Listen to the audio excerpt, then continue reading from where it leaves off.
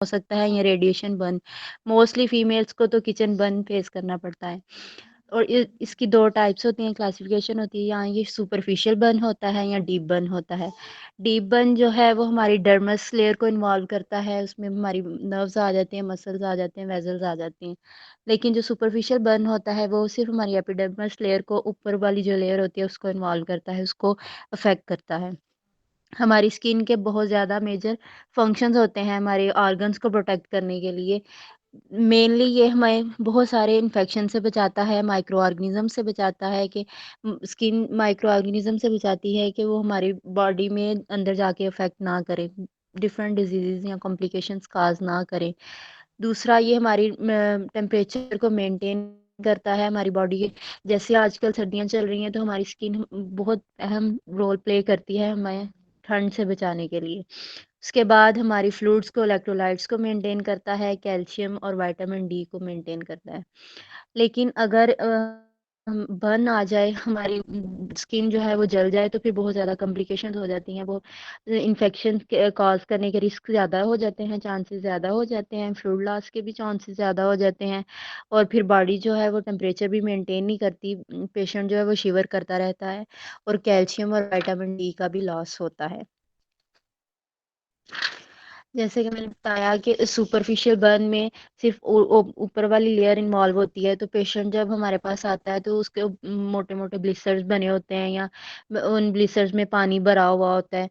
तो फिर हमें पता अंदाजा हो जाता है कि सिर्फ सुपरफिशली बर्न हुआ है। लेकिन इसमें बहुत ज्यादा पेन होती है सुपरफिशियल बर्न में, क्योंकि इसकी जो नर्व एंडिंग्स है ना वो भी इफेक्ट होती हैं और उसकी वजह से पेन बहुत ज़्यादा हुई होती है।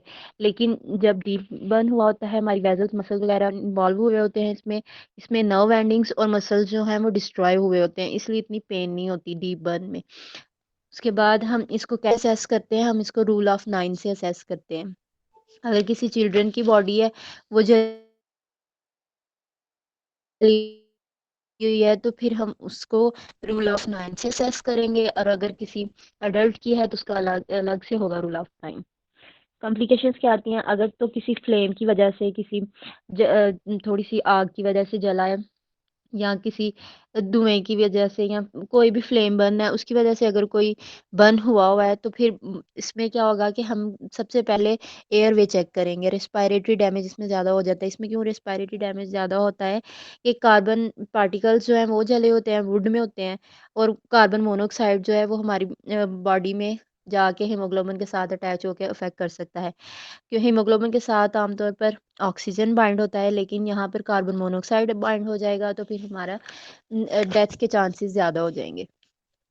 और अगर इलेक्ट्रिकल बर्न हुआ है, अगर वोल्टेज तो लो है, फिर पेशेंट आएगा नौजिया वोमिटिंग के साथ के दिल घबरा रहा है, तो उसको कार्डियक अरिथमिया के चांसेस होते हैं। लेकिन अगर तो वोल्टेज बहुत ज़्यादा हाई है, तो फिर डेथ के चांसेस ज़्यादा हो सकते हैं। हमारी बॉडी जो है वो गुड कंडक्टर ऑफ इलेक्ट्रिसिटी है। मतलब अगर उसमें इलेक्ट्रिसिटी आई है तो वो आके निकल भी जाती है। लेकिन अगर बाय चांस ऐसा हो जाए कि हमारा कोई जॉइंट आ जाए रास्ते में, या बोन आ जाए, तो फिर बोन से जो है इलेक्ट्रिसिटी वो पास आउट नहीं हो सकती, फिर कॉम्प्लिकेशंस होती हैं।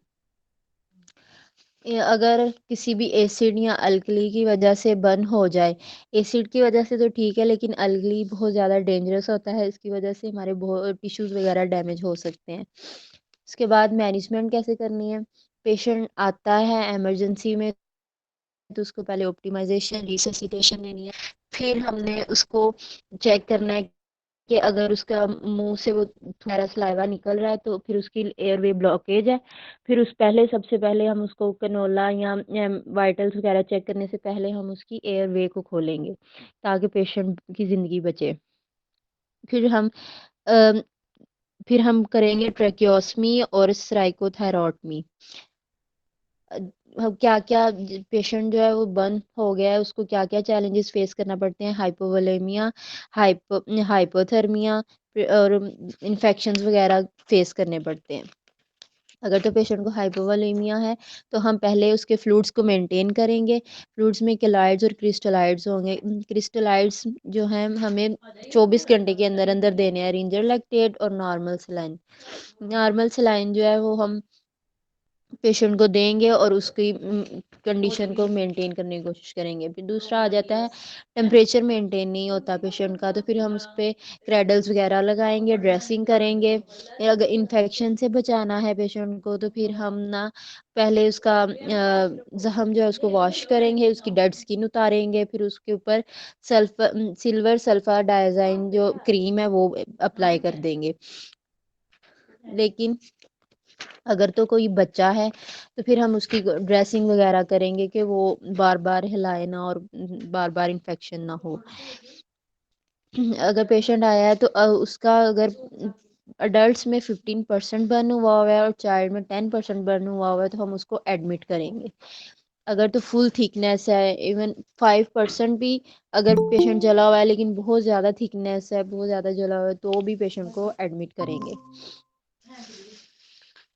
उसके बाद हम हम पाक लैंड फार्मूला के थ्रू पेशेंट को ना फ्लूइड्स वगैरह क्वांटिटी मैनेज करेंगे कि इतना देना है इतना नहीं देना। आमतौर पर जो यूरिन आउटपुट है वो 0.5 ml पर केजी पर आर होना चाहिए, लेकिन जब पेशेंट बर्न हुआ हुआ है तो उसकी क्वांटिटी ज़्यादा होनी चाहिए, 1 मिलीलीटर पर केजी पर आर होनी चाहिए। ओके सर, थैंक यू, मेरा यही टॉपिक था।